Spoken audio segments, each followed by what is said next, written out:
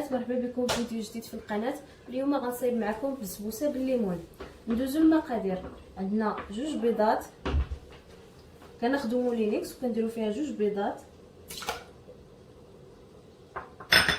كنديروا كاس معامش ديال السكر سنيده،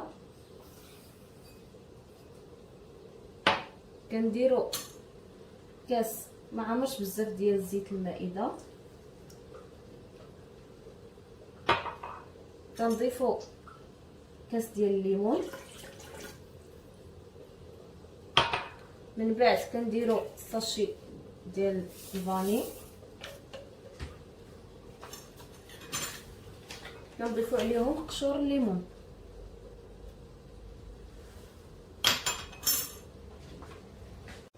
من بعد ما كنوضعوا المقادير في المولينكس غنطربوا الخليط مزيان باش يتجانس لينا مع بعضياتو.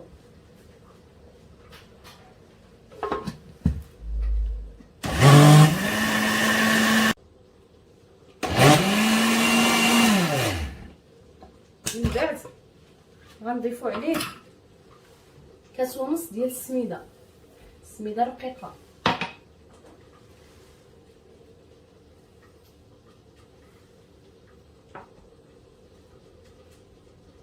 وغنضيفوا نص كاس ديال الدقيق،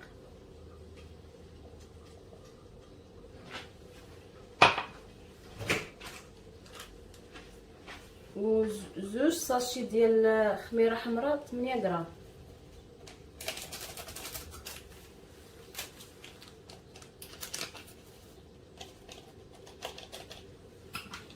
نعاودو نطربوا الخليط باش يتجانس لينا مع بعضياتو. من بعد كنفرغوا الخليط ديالنا في واحد البول باش نشوفوا واش القوام هو هذاك.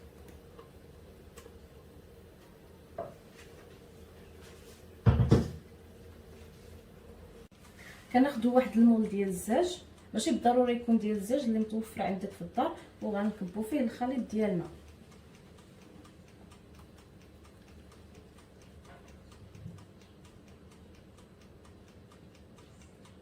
ومباشره كندخلوه للفران اللي ديجا سخنا على درجه حراره 180 درجه،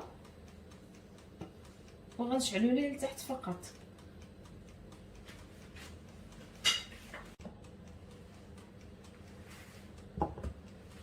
ومن بعد ما كندخل الكيك ديالي الفران غنصايب معكم السيرو باش غنسقي البسبوسه. كنحتاجوا جوج كيسان ديال الليمون، البرتقال، كنحتاجوا 4 المعالق كبار ديال السكر سنيده، وكنحتاجوا واحد الساشي ديال الفاني. من بعد غنوضعوا على البوطه كيبان لينا الخليط ديالنا كيغلي، وغنطفيو عليه ونخليوه يبرد باش نسقيو به البسبوسه ديالنا. كنخليوه جانبا يبرد، وكنخرجوا الكيك ديالنا من الفران وكنسقيو البسبوسه وهي باقا سخونه. من بعد ما كنخرجوا البسبوسه ديالنا من الفران كما كتلاحظوا هذه هي التحميره اللي خصها تكون. من بعد غناخذوا فرشيط وغنحاولوا وهكا باش يدخل لينا السيرو في البسبوسه وتجينا رطبه.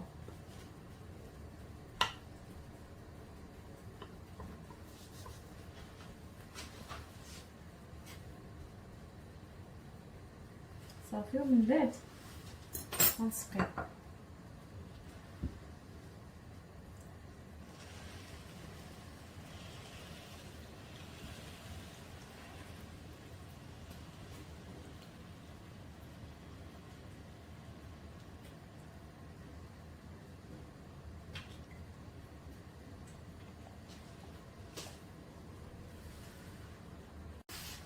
من بعد ما كنسقي البسبوسه ديالي كناخذ الكوك كنزينو بها بحال هكا.